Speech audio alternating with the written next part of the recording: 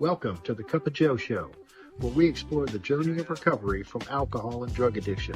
One story, one conversation, and one step at a time. I'm your host, Joe, creating a safe space for honest discussions about the challenges and triumphs of addiction and alcoholism. In each episode, we'll hear inspiring stories and uncover tools that make healing possible.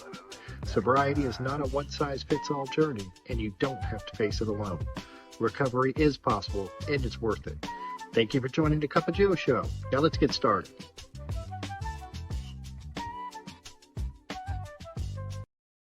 Hey everybody, welcome back to the Cup of Joe Show. I'm your host, of course, Joe. And before we get started, I just want you to know if you're out there struggling right now, you're not alone. So please don't suffer in silence. Now today's guest I'm very excited about is Gabbi S from Atlanta, Georgia. She's been sober since January 7th, 2016. She's a wife, a mom, and a woman whose life today is grounded in service. After learning to say yes when she didn't want to, after showing up when it was inconvenient, Gabbi built a life centered around recovery and family. From starting and growing a big book meeting with her husband to walking through a full, busy season of life, she's discovered that the greatest gift sobriety has given her isn't perfection, it's peace. I'm really looking forward to learning about her story. So grab a cup of coffee, settle in, and let's get into it.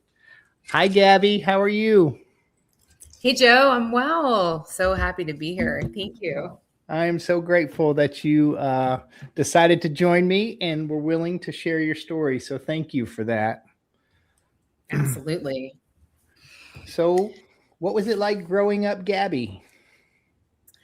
Oh, wow. Well, first of all, I'm just full of gratitude today. And even just hearing that opening kind of made me a little emotional. So I have to reset again. It's powerful to go from where we were at to where we're at now. And I'm just so full of gratitude. So a little bit about my childhood.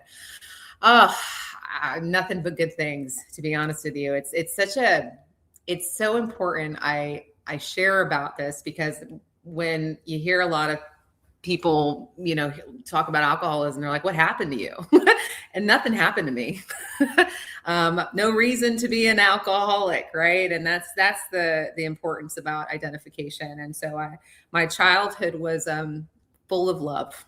Okay, that's really how I put it in a nutshell. I had two very present parents.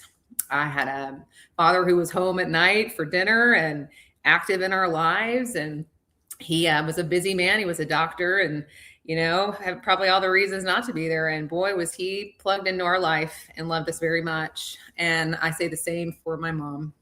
She was a stay-at-home mom, and our house was always full of just fun and creativity. And she's a Puerto Rican, and so we always had music on. And being raised in the 80s, music videos when mom's running around and all the fun things you can think about. I do have a sister as well, so she's a couple years older than me, and I will say we have just such great memories, and just talking about it now just makes me just happy. That's really it in a nutshell. So my parents as well, they weren't drinkers. And so I wasn't raised exposed to alcohol. If there was any booze of any sort, it happened somewhere outside the house, maybe a glass of wine here and there, but that was not something that was in the center of my life. So once again, not exposed to any type of alcohol or alcoholism. So it was really non-existent. And that is in a nutshell, my family life, but yeah, great memories. I love the smile you have on your face. I know the audience can't see that, but when you talk about your family, like your mom and dad, and your face lights up, and that's it says a lot. I think it's important for people to know we didn't all come from tragic childhoods. Some of us have, sadly, but a lot of us haven't, and that's important for people to know. That really doesn't have anything to do with addiction. It doesn't have anything to do with alcoholism. It's not why we are what we are. So thank you for sharing that. What was your earliest attitudes towards alcohol and drugs? Do you remember? Oh, I remember very well. And the thing is, we talk about unmanageability in our first step and not even knowing what that spiritual malady is. And that really was the first experience, I would say, as an alcoholic, even though I wasn't drinking. My first, around 12 years old, things started shifting for me.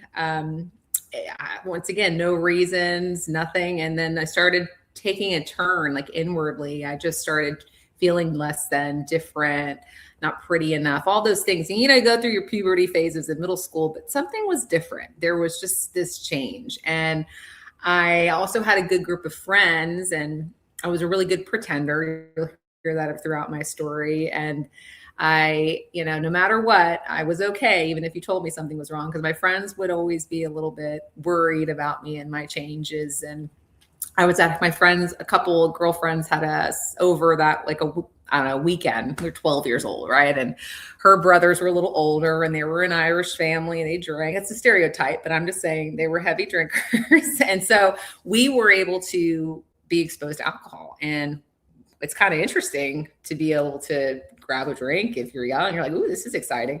And my first drink, because I remember having a choice, there was options, was a big bottle of Goldschlagers. And I was like, I'm going to try this. And I tried it and I liked it.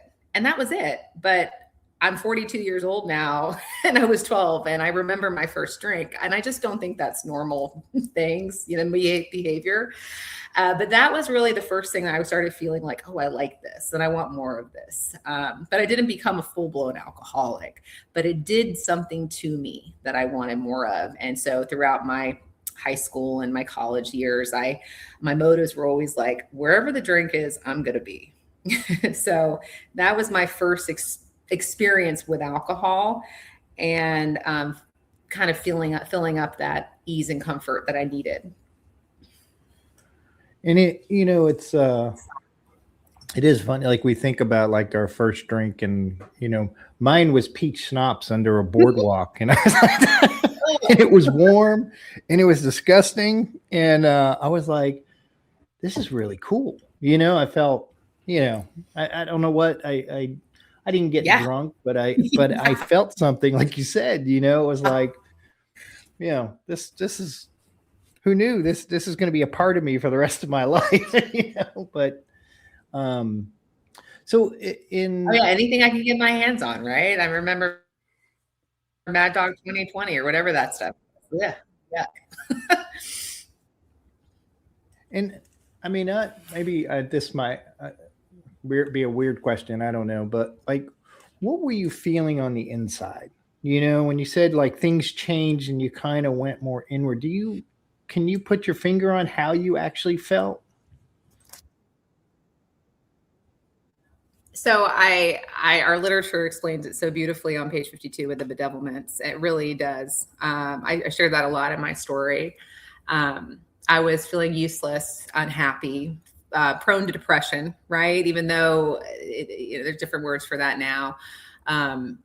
Just very fearful of the future. I carry this weight of just all this fear, and I have no idea why I had it, but like we're growing up, my people are changing, and I'm starting to feel consumed that all of a sudden I'm going to have to just take on the world. It was just, it's wild to have to experience that at such a young age when I don't have anyone at home giving me pressure. I don't even have pressure to go to college. It's just this mindset I developed, and it's a phenomenon in a way. I don't know why we're more prone to that as alcoholics, but that's that unmanageability piece we discuss. And that leads to that feeling restless, irritable, discontented. And eventually I'd find something that works to help with that. And I never had pressures. I couldn't, like I said, I had the most amazing childhood. I had no pressures from my family. I had no expectations. And so carrying that for a long time will make you a very scared person inside, and then having to pretend on the outside, because I was popular, I was outgoing, I had friends, but nobody knew I was carrying this. I wish we could figure it out, study us and figure out what's going on. But that's why, we get this program to get connected to power. Yeah. And we're, at least my experience has been with people like us, very driven. and we're driven by whatever it is we're focusing on, whether that's alcohol or fear or, I know that's kind of how I was, it's it's relentless, it's an internal relentlessness. And I always, kind of describe it like I just did not feel comfortable in my own skin. I just did not, and I didn't necessarily have a reason not to. I was a goofy kid, but I wasn't any different than the rest of the goofy kids out there. It just, so, yep. How did your drinking kind of progress in high school? Was it? Yeah. So high school, I would say, is kind of the typical drinking for me. I went to a private Catholic school my whole life growing up. And so I had really good childhood friends into high school. And we would kind of like what I described in 7th grade, we stayed friends and we all had our weekend get-togethers. And it was just typical beer and liquor and being silly and goofy. And it wasn't anything crazy, but we all went home on Sundays and went to school on Mondays. And life, I wasn't getting arrested. I wasn't going crazy. Once again, I was really good at flying under that radar because I did not want to disappoint my parents. I didn't want to let them down. I always had this huge respect for my parents, and I wanted to what's the word, make them proud. And so I never wanted to hurt them. And that's why it's so, when you're dealing with alcoholism, you're dealing with something you don't even know you're up against. And you're like, what's wrong with me? How did I become this way? And thank God we have a program that shows us. But yeah, that was my high school experience was, and it wasn't all bad. I had fun, but throughout high school, I carried this spiritual malady. I mean, this hole in my soul. So I just became a great liar. And yeah, everything's okay. No worries. I'll figure it out. Life is good. The old fine. I'm fine. Yep. Oh, I'm fine. I was, when I first came in, I remember being told, it was probably in one of my tours of duty in rehab. I was told what fine actually meant.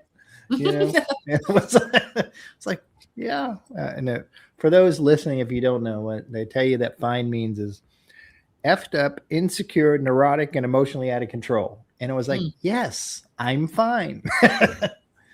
Yep.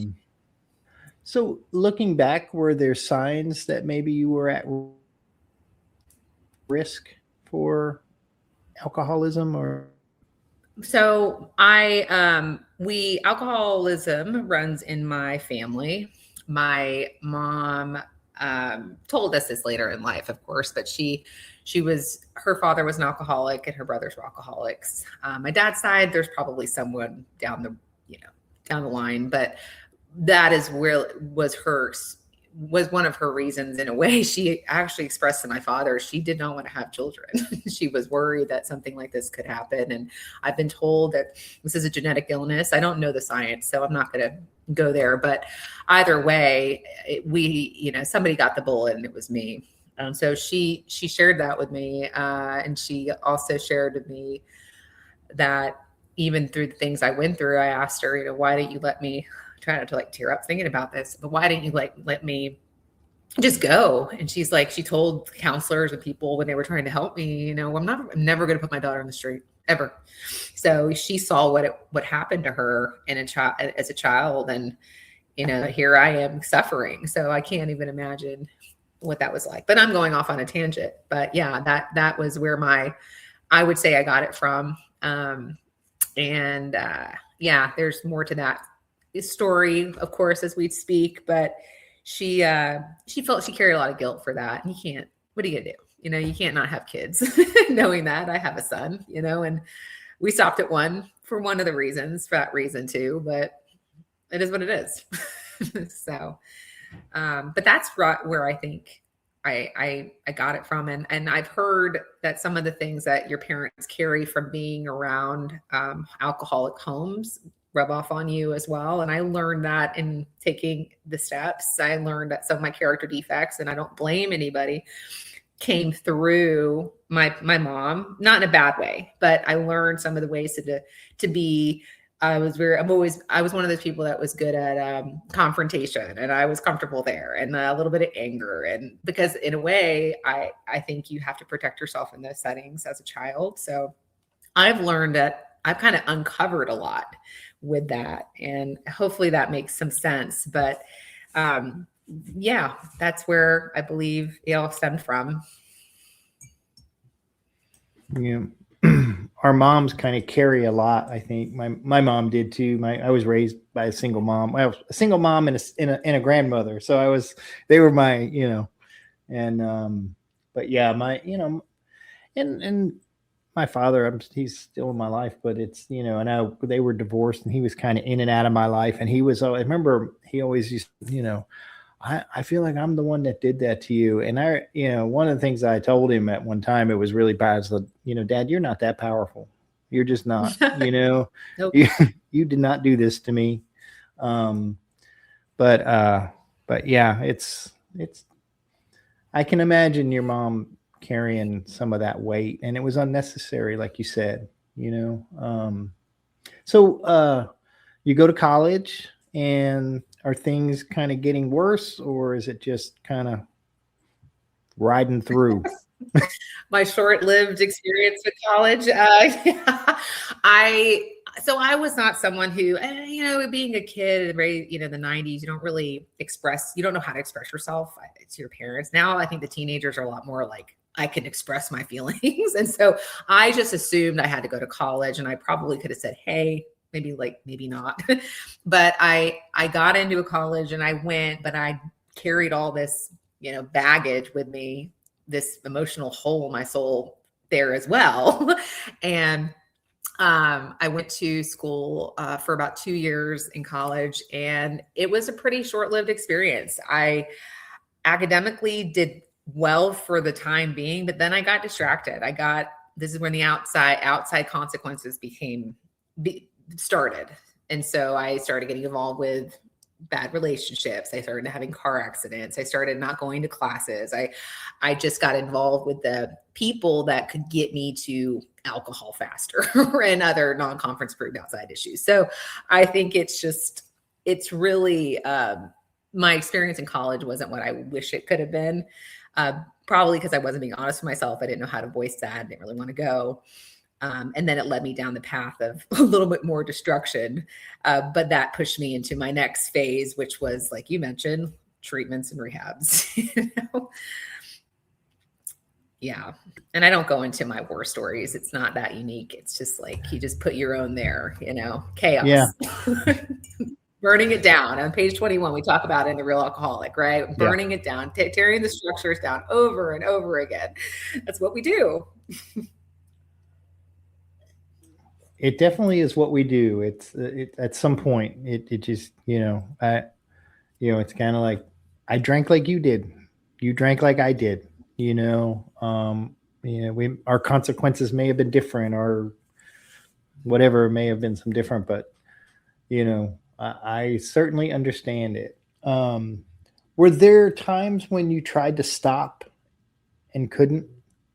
Oh yeah. And that's, I believe, when I finally came to the point where I couldn't continue living like I was living in college, and dropping out and moving back home, and trying to figure out maybe I need a job. And then that kind of fell through again in my early 20s. And remembering, not everybody, but my friends I grew up with, they all drank hard. Like, everyone drank and partied hard, right? But they got up and went to school. They got up and went to work. So it was really hard to know that I was any different. I was just young. I'm going to get my life together at 25. I kept telling myself this. So, I apologize. What was the question one more time? I got sidetracked. It's probably because it's past my bedtime. I'm kidding. I was 20. Mine too. By the way, it's 3:00 in the afternoon. No, I'm just kidding. I'm joking. Were there specific moments, like, you can remember, you tried to stop but couldn't? Oh gosh, I would say that I became more aware of that later on, when I was drinking. But I think in my I would just say because I could not stop drinking after going to 5 to 6 rehabs. It wasn't really a specific time. I just wanted this to stop. I did not like who I was. I'm like, why am I like this? I have no reason to be this way. Why am I such a F up? Why can't I finish college? Why can't I make the right choices? And because I'm a really nice person for the most part, right? Like I'm a good kid, but why can't I get my life together like everyone else? So I don't have a specific time, but it was all the times I went in and out of treatment, I think, where I just couldn't stay stopped, right? Because at the time, I don't want to think that I have a drinking problem, the usual excuse, right? I have another issue. Yeah. And I don't even know what alcoholism is. I've never been to AA. I don't know what I'm dealing with. So that's why we were introduced to going to rehabs. That was where the answer was. I was going to get well. Yeah. And I think that's a big misconception. And rehab, listen, I'm grateful for rehab. And I think it gave me a running start. It gave me some basis for recovery, but rehab is not recovery, and I think that's important for people to know. It's recovery starts after rehab. And, my second tour of duty, I was voted most likely to stay sober. I'm just kidding. They don't vote. And 2 weeks later, I'm in jail with a DUI. It's just, I understand that. And, I've heard people say we discover in rehab and we recover when I go to the right fellowship. And I didn't, know any of that because we're all put in one place and doing the best they can, what they got. And I did not take any of the suggestions. And I'll get into that a little bit later when I introduce you to my husband, because that's just what we do. We make poor decisions because I'm in charge. I know what's best for me. Yes, that is. So what was kind of the lowest point you think is there a low point? Oh yeah. Well, that moves us into, I'm already the lowest point before I get to what happened, I would say was early 30s. I'm already married, have a kid, and I'm married to another alcoholic, by the way, who we meet in a place where we're both well, right? So we have the best of each other. And of course that doesn't last because we've never taken the steps. We don't have program. And about 4.5 years later into the relationship, it's just, I told you earlier that I have a lot of anger when I drink. I am scary to say the least. And so we get to this place where the progression hits. And it's like drinking for me, I went from, 6 o'clock to drinking to 4 o'clock, then to 11, up to 9 a.m. to 7 a.m. needing to drink and not being able to turn it off. And around, I would say December 2015, it all really hit the fan. Another huge fight, the constant fighting. I joke about this because my husband doesn't think it's funny, but I used to break electronics. So he's not really happy when I go near a printer. He's like, what are we doing here? I'm like, well, I've been sober I've been sober 10 years, like chill out, but there's trauma there. So that was definitely, around then I had a moment of clarity when we had our last and final fight where I was completely ready to I was done. I had a Bill W moment. I'm just so grateful. I had a white light moment where I knew what I needed to do. I'd had enough experience knowing about AA, and it was time to get well. And it's just like happened like that. But that wasn't, it took me a while to get there, right? In and out of treatment for years. The cotton so stuck in my ears. I didn't hear anything. But man, it was such a low point, and our little boy was in the house, and it just was like, I can't live like this anymore. And I no longer wanted him to get fixed. Like I couldn't fix anyone, right? I can't get I can't get anyone well. I can't get myself well. So I finally surrendered. And I had that moment so clear in my head today. I remember where I was, exactly what I felt like. It was time. And that took a beating though for years. It's brutal. Yeah. My friend John calls it getting beaten to a state of reasonableness. Yeah. Yep. It's the great persuader, isn't it? This thing. It is. We're so lucky if we get a moment of clarity. And the thing is, that's not enough. I got to hold on to that and take action. And that is exactly what I did. I always go back to like my family and my parents, and like, I really, really just was tired of taking and hurting. And I something happened where I was like, I can't do this anymore. And I sometimes wonder, why can't everyone get that? I don't know. Yeah, it's tough. Yeah, we don't know. And, you know, sometimes quickly, sometimes slowly. That's what we're told, you know. And sometimes, and you made me think when you're talking about your husband, because I had a lot of relationships where we were basically drinking partners, you know, very toxic, and you know, and I remember being told, you know, two sickies don't make a welly, and I was like, I just always hated that. That is true. It is true, though. It is true. But you know, so you have this moment of clarity. What did surrender look like for you? Oh man. So I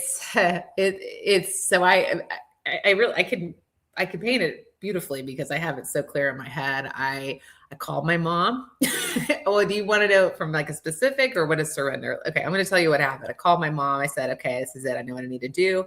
She's like, okay, I can only be there to help you, whatever support you need, but I can't give you anything, right? Because I didn't mention my parents would always help, you know, get me out of trouble, or you know, be enabled in a way, and they were just trying to be helpful. And so I no longer became a taker. Like I shared, I said I needed to go to the local clubhouse, go to a meeting. I'm ready to get well. And I went in, I got my white chip, and I sat all the way down, right? We go all the way in, we sit all the way down. And I remember hearing, and thank God for people who read the literature in our rooms, I remember hearing and identifying immediately that I had an allergy to alcohol.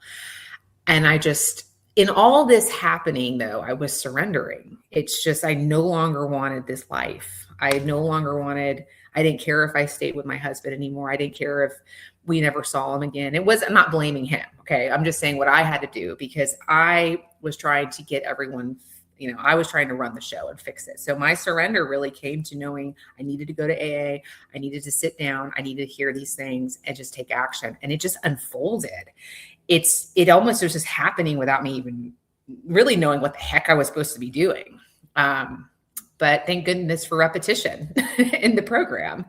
And I'll continue after if you want to ask me another question, because I could go on and on about this experience. I want to hear about that. I think it's an important thing to share with people. Yeah. So I went to NABA. It's a clubhouse here in Georgia, and I got my white chip. It was an early morning study, and they do the big book and I read it. And I started going to this meeting every single day. And there was a woman who I had met when I tried to get sober for a few months before in 2015, because I was, you know, we're trying to get, you know, we're exhausted. You know how it goes. Never took the steps, never used my sponsor, all the things that I don't even know what a sponsor's supposed to do. Right. Well, this woman, I actually called back, and she, after telling her politely I no longer needed her service because I was going to drink again, thank you so much. And so she was kind enough to take me back in, and she basically said, call me at this time, you know, go to these meetings. And she, in a way, was, I want to say testing me, but giving me little tools as simple as driving my car to a meeting, getting into a literature study, calling her. Those are the simple things I did. And I did everything she told me to do. I told you, getting uncomfortable, saying yes to everything, not knowing what any of this stuff was. Steps, like, what is this? But okay. And as I did these things, my life, I just started, you know, a week goes by, you start feeling a little bit better. You start doing the right thing, like right living, right? We're not knowing we're taking these action steps to get well. And so I started doing all these things. And then my husband, I basically gave him an ultimatum, and it said, you're never going to see me again. ever if you don't get well. And it is a threat, but there's a point where, a lot of, and I see it now in my sobriety, we want to fix our partners. And sometimes you just got to walk away. And I'm not telling anybody to do that, but I'm saying is I have no power to help anyone who is in the depths of alcoholism. Right. And so he decided, though, he was going to do it so well to show me it didn't work, that he's not only 2 days ahead of me in sobriety, but it worked so well that we are now both thriving and living our life and thank God. And I'll get into that later. But yeah, I just said yes to everything. And I didn't even know I was taking these steps in the beginning. I was taking direction. I was willing. I was open. And I did not have a God of my understanding. I had no idea what God was. I put God on the shelf a long time ago because I didn't have to go to church at a young age. So I did not like God and nothing to do with God. And I just became open to all things. And this whole world opened for me. And I just started living. And it was not easy, but it was simple little tools that helped me start becoming, alive again, right? Awaken. We talk about that in our spiritual experience. We get to experience life again. And so that's what happened, and got plugged in as usual, got a home group, took time to start doing things with my husband where we did our home group together. We got a babysitter for one night a week. I mean, we were in it. I was holding doors. You told me to jump, I jumped. And in all of this, it's just God started working in my life, even though he's always been working in my life. I just let him in, right? Open the channel up. So yeah, I get a little bit excited when I start talking about it because all you got to do is take action and say yes. And it is easier said than done. I can tell you right now. I love that. You said you just take action, say yes, take action, say yes, and that's a huge, huge deal, and I want to celebrate your husband, as a fellow guy. Congratulations. Oh yeah. Good for you. I mean, that says a lot about him too. Both of you, to be able to go through that together and early, what was some of the challenges early on in sobriety?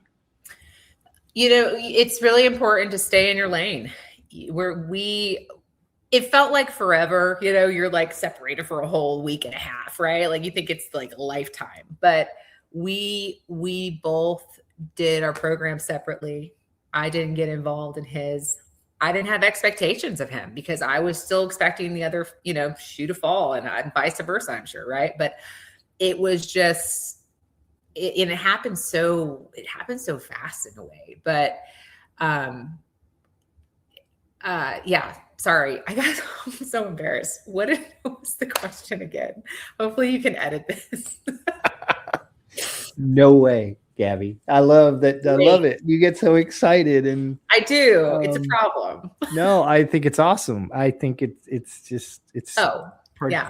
So what were the things we did separately, right? No, what were some of the challenges? The challenges, right? Yeah. So that was, I think, for me, learning for him to get a group of men and people in his life that he would take time to be with, even though I knew it was best for him. Like we get a little bit selfish. We're like, well, what about our time? Even though we're doing this for each other. I see that a lot. Like I hear with some of the friends I have in the program whose partners are like, well, when are you going to be not doing as much AA and whatnot? And like, this is the thing that saves our lives. And so I actually laugh at that because I'm in AA knowing what he has to do. And so we get a little jealous. So that was one of the, I would say, lighter things. And also learning emotional sobriety, learning how to live. Don't get it twisted. Like even a year or two, we would have our moments and we would have kind of your outbursts a little bit. You're raising a kid. Our son was 4 years old. So just trying to parent and learn how to live. I haven't learned any tools for living at all. I can brush my teeth and get the groceries, but being a grown-up, I stunted my growth at 12. All right. And here I am in my 30s raising a kid, full house, all these life things are happening, and I'm having to do sobriety as well. And so we had challenges in general in a marriage, just growing up together. But our love was so solid. I mean, it trumped everything. Truly, we always got through it because we were so plugged into this program that, and we really put it first before everything, and it always brought us back. But a lot of learning, got to go through it. And we also did some outside help, which I encourage. We did couples counseling and some other work, and I'm all for it, especially in the beginning if you need to do it. It's not what my sponsors are for, not to go dump your stuff on, and I'm not going to go there, but we did a lot of work, but we took our steps, we took the action, and we started living these principles at home. And I learned how to say, I'm sorry. I learned at a young age how not to say you're sorry. And it wasn't something that was told to me. I just picked up on it. So a little stubbornness. I learned, and I'll tell you, there's nothing more freeing than being able to say, I was wrong. I'm sorry I harmed you. And I learned that in the steps. And that is very powerful and very freeing. How long were you married before you guys got sober? Oh man. So we, 2011 and it's 2026. So we got sober until about 4 years. I'm really bad at math, but about 4 years. Yeah. It was off to the races. It was rough. I mean, it wasn't all bad, but you can imagine, daytime, you're acting like the perfect couple. Nighttime comes around after a few drinks, a lot of drinks. And then it's just the same thing over and over again. Then you become strangers. It's just heartbreaking. And knowing what you could be, that was the torture I was living in. No, that's, did you face any like stigma or judgment from friends when you got sober? It's so interesting. We were blessed in the sense that our lives became so small. There weren't too many people that had that. We didn't have any judgment from like people. Say we went to a church, people already knew, like we didn't have any of that because our lives were so small. But we had really nice neighbors who kind of knew we were going through, and they would invite us over for like a football game or whatnot, but they knew things had changed. And so we felt the grief, right? We felt the difference. I don't think anyone else really did. But no, I never felt that way. Even in the amends process, my friends, and I'm really lucky in the sense, they were always like, I'm just so glad you're doing well. It is that simple. But no, I haven't faced stigma.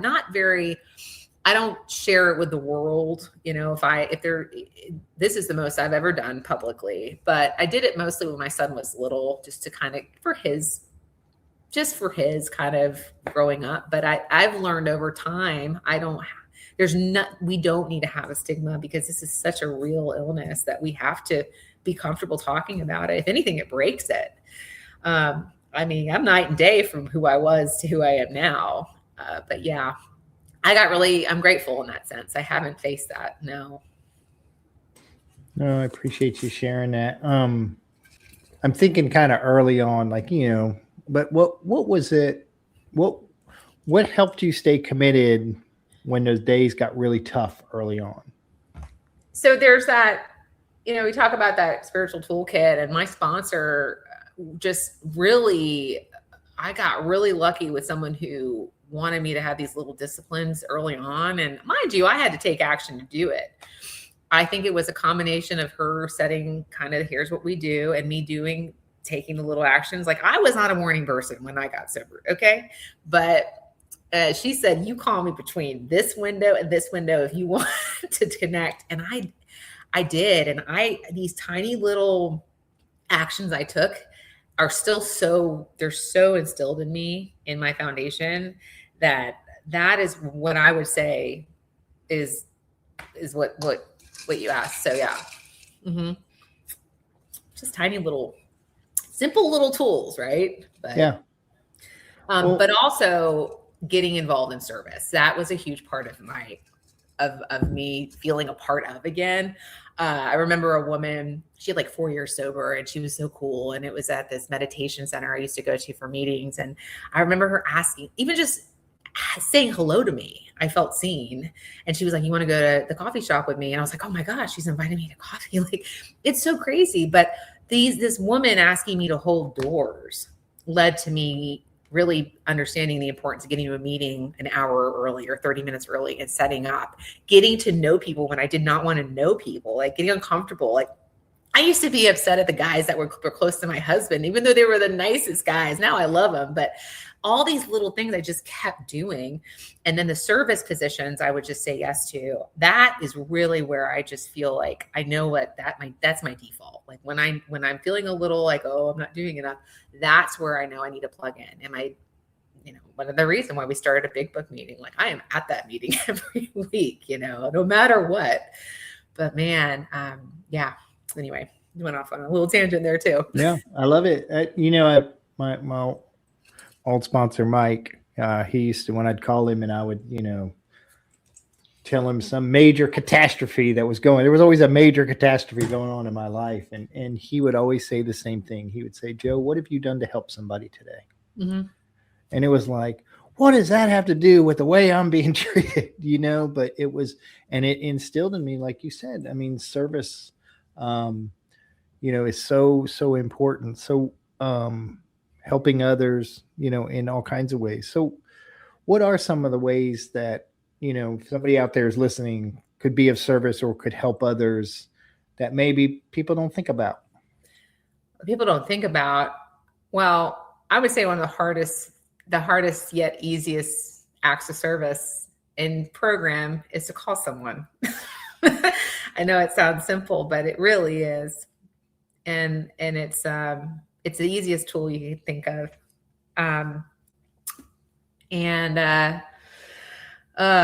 What else could you do? Oh man, I always am like, if you've taken the steps, gosh, be a sponsor. I know that sounds like a big ask for a lot of people, but I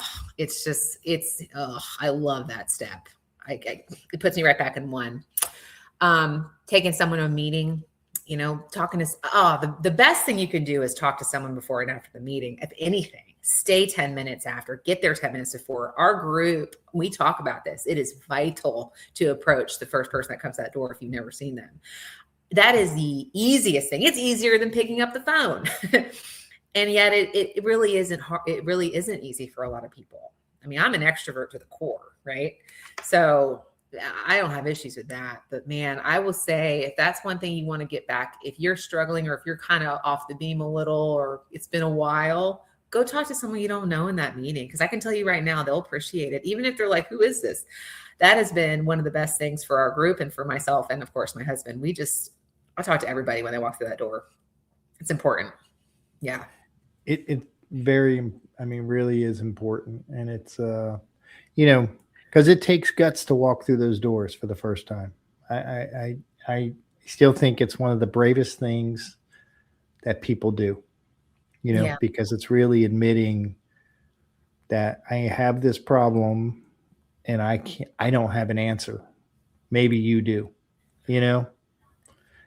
And it keeps us, and it also keeps things alive, because it's easy to have time, in these rooms and have quantity over quality. It's easy to sit on the back row and have your hands crossed and think you know it all. And it's easy. And the thing is, we're all just a bunch of drunks trying to get well and stay well. And all I have is today, right? I can't stay sober on yesterday's sobriety. And so even if I talk to that person, there's something there. It's magic. And it's that spiritual connection that we get through this. And because it's really easy to isolate. I mean, it's so fast. It happens so fast. So if that's I would say that could be the easiest thing to do. It's definitely easier than picking up the phone. So. Well, I heard a really cool thing said about, calling. It's like, cause we give people numbers. Mm-hmm. And it's the hardest thing to do for somebody, especially somebody new, to call. And I have a friend who always says, we should get their number and call them. And that's the key. Like if we will call you, you know, and if you answer, we will help you, but you have to answer, we would do our best to help you. But, what are some of the good things that have happened to you in your life in sobriety?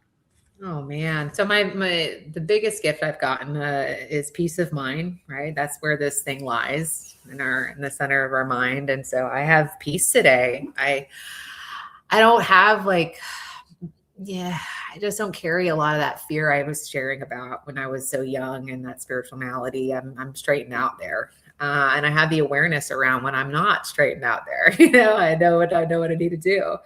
My home is very peaceful, right? There's no broken electronics. There's no fighting. There's nothing. There's no one walking on eggshells. I think that's been the biggest gift for our son. And he wasn't raised around alcohol. And I'm not saying that things can't change if your children are raised around alcohol, but he hasn't been exposed to that. He's aware when we go to meetings. He's not quite, he doesn't quite understand it, but he's like, okay, you're going to your meeting, have fun. I'm glad you're helping people, all that stuff. But our home life is just very nice, very peaceful. I keep saying that.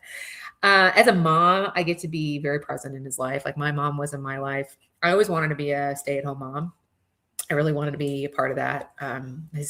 Seeing him grow, and first of all, being a mom, I just wasn't ever expecting to have a family. So that has been the best gift. And I am a very active mother, very hands-on. He is involved in everything. Let's put it that way.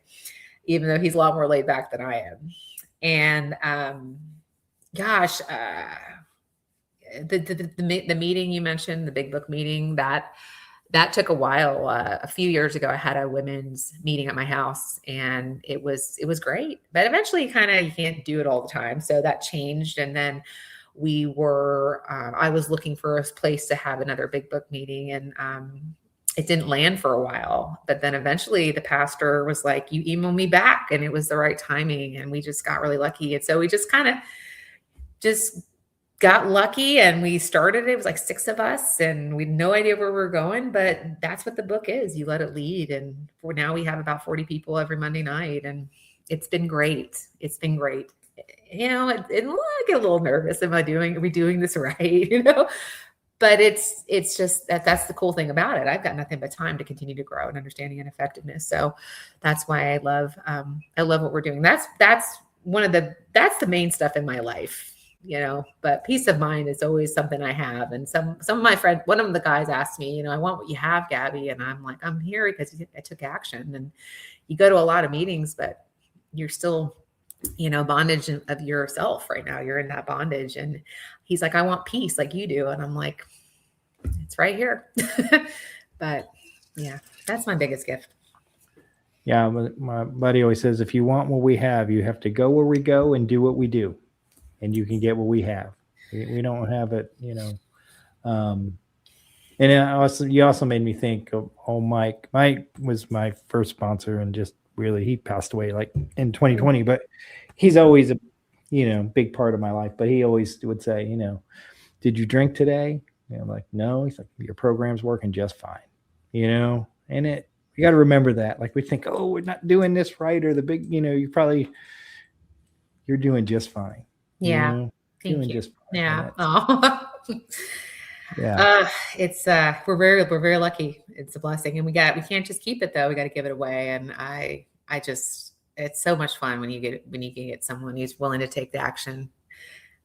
It's cool, and you get so much from it. Don't knock it till you try it. A lot of people are so scared of sponsorship, and I just say, we have a whole chapter in the book for us on sponsorship, and just see what their willingness is. You aren't going to get anyone sober. They got to take the action. You can just help them. And I love it. Step 12 is just, I wish we emphasize it a lot more. Maybe we do. Maybe I shouldn't say that. Well, I think it's probably not clearly stated, but my understanding of what the 12th step is, carrying the message is actually carrying the steps. And that's what people need to, I think. Probably when you're saying it's probably not emphasized enough, I think that we miss that. Like sponsorship is part of that because it's carrying the steps. And anytime, when I'm working with people now, it's like I tell them, and I stole this from my wife, so I will say that she's in the program too. So we're like you guys, but nice. But she always says we the steps we go through the steps, not just for the person or the individual. For me, we go so they can teach the next person. Yep. And that's the whole idea, is we teach them how to teach others. Because if not, what is some born alcoholic going to do? Right. I mean, it's just, when I'm here when anyone wants to do it, and that's why we continue to approach, right. And carry this message. And it's just beautiful. But yeah, so that's my story in a nutshell, but anything else? Great story. Oh, great we could talk for days, I'm sure. Well, let me ask you this, because you kind of talked about God a little bit, and what's your spiritual life like? What does that look like for you? So when I started and took action and was ready, like you said, I surrendered, not really knowing what I was doing. I started seeking different spiritual paths. I went to meditation centers. I went to church, but I really struggled with this. I had this fixed idea, right, of old prejudice of what church was. And so I started going to non-denominational church because I did it for me because I wanted to connect to the community and be of service and volunteer. But I also wanted to give my son an opportunity that I didn't have. And it's not blaming anybody, because I'm sure my mom might listen to this, but I wanted to give my kid an experience that maybe he could have something if on his own, right, and make a decision. And so that evolved into me seeking God. And as I started, staying sober and living again, I have an experience with God that's, I would say, through more of that church. And it was, I can't put it in a box for you, but it really is the most powerful thing I use today is meditation. I didn't live in 10-11 for a while. I didn't quite understand those steps in the beginning, but I make time for God now, because if I don't, what's the point? And it's so easy to get busy and caught up in life, and life gets lifey, and before you know it, I forget. And that had to go through that as well, around 8 years in sobriety. And I had to go back to my toolkit and go back and start from scratch. And so I now carve out time, intentional time, instead of like jumping on my phone. I make more than 2 minutes with him or whatever you want to call it. And it has been really cool. It's just, the mind's part of the body. It's an organ, and we can hear our higher power, however you want to look at it, when we get quiet, when I get quiet. And I've learned that mostly this past year and a half. It's something I'm new to. But, oh man, if we can tap into this cool sense of an experience, something bigger than us, that's gotten me out from this hell I've been living in. I don't know. It's right there for us to do, even though it seems so weird and foreign. But I've started doing the meditation and getting quiet, and it's a tool I have to use daily now. It's like I get excited for it. I did an hour meditation the other day, and I was like, God, this is what the Oxford group used to do, like this is the stuff that they did, and I want to continue to grow towards that, because I kind of put this idea that I have to stay busy and I have things to do, but I only have this life because God gave it to me. And of course it's a God of my understanding. So it's hard to explain, but yeah, that's what God is to me. And it's love, and it's peace of mind, right? That's what it gives me. So. And I love that you're doing meditation. I had my sponsor after my course was Matt. Shout out to Matt F. And I was like, he was big on meditation. I was like, I don't know how to meditate. I've never meditated before. So literally we started a meditation meeting and that's how I learned how to meditate. And it was really cool. And it really, and I remember the first time he said, we're going to do this for 20 minutes. And I was like, 20? Like, didn't we try? When did we start at 2? Right. But yeah. There is a purpose behind all of it. Yeah. So that's awesome. And an hour meditation. Good for you. So is there anything that you wanted to talk about that we haven't? I feel like because when you have a little bit of time, and I'm, barely, I just scratched double digits, right? And I'm sure some people would chuckle at that. I know a couple of my people would laugh, but they get it. And so I think what's important is when when I like to talk about this real quick. When I left, I moved out of Atlanta. We live a little bit further out to have we built our dream home, and it's just beautiful up here. We love it. And this was during 2020. So you can imagine, and life got full and busy, and it's so easy to forget, why you have this life. And I had to kind of experience untreated alcoholism. I had to see my character defects coming out. And I'm so grateful for the foundation and that toolkit that I have, that my sponsor really, helped me build in the beginning, and myself by taking action, because I started to being aware of that stuff. And my default is that I know what I need to do. And that's why it's so vital to build that strong foundation. And I got a new sponsor, and I took the steps again, and then I really started reading and studying and experiencing this book. And that's what I've been doing these last few years. But I had to take going through it and the awareness. And I'm really grateful, because I kept hearing things like, oh, I was 20 years sober and I drank again. I was, 20 to 15 years sober and I drank again. That terrified me, because I wasn't experiencing those thoughts, but we had those mental blank spots. And that's why I was just like, oh my gosh, is this going to happen? This could happen. Right. And so I would say just the toolbox, that toolkit, that spiritual toolkit we talk about, really doing this thing like to the best of your ability. It's so important, because now that's my default. I'm grateful. And so, I don't know. I just love Alcoholics Anonymous so much. I get excited for, conferences and all these things, big book weekends. I'm such a nerd when it comes to AA, but I'm just grateful I'm in that group, because I don't want to lose what I have. I just don't. And I'm not trying to be scary, but this thing kills, and I want to forget that. So I feel honored to be here and to be able to share a little bit of my experience, strength, and hope, even though it is past my bedtime. I'm just kidding. It's hilarious. It's not even 8:00 here, but that's what happens. I get these mental blank spots just because I'm in my 40s now. I forget. You did absolutely great, and I appreciate you sharing your story. And it's a great message of hope that you bring, and so thank you for that. But I can't let you go without doing our rapid fire questions. All right, let's do it. No pressure, Gabbi, but pressure. No, I'm just kidding. All right. What is your favorite recovery slogan? Oh, sorry. I'm totally blanking on it, but it's I would say it's probably easy does it.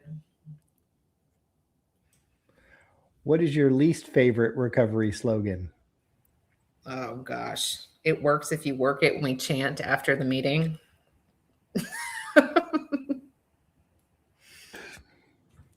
What do you think is your sobriety superpower? Oh, the awareness of being uncomfortable. If you could say one thing to your former self, what would it be? It's okay. Yeah. You're not a bad person. You're just a sick person. What song do you play to lift your spirits when you need a boost? Oh, that's a tough one. Anything by Bob Marley, probably. If you could grant yourself one wish to help with your recovery, what would it be? One wish that I would grant myself, not get complacent. Always be energized, and that's just not reality. We're human. What step do you love the most? Step 12. What step do you love the least? That's a tough one. I would probably say step 9, right? What is one of your favorite movies? The Prestige. Oh. And finally, if heaven exists, what would you like to hear God say when you arrive at the pearly gates? This could make me cry. Just your dad's ready to see you.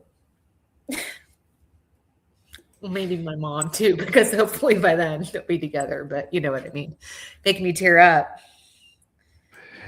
Well, you're amazing. So thank you. Thank you for your willingness to come on the show. Oh yeah. I love this. This is wonderful.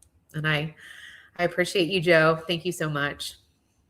And now for the rest of you folks out there, if this episode meant something to you, share it with one person who needs hope today.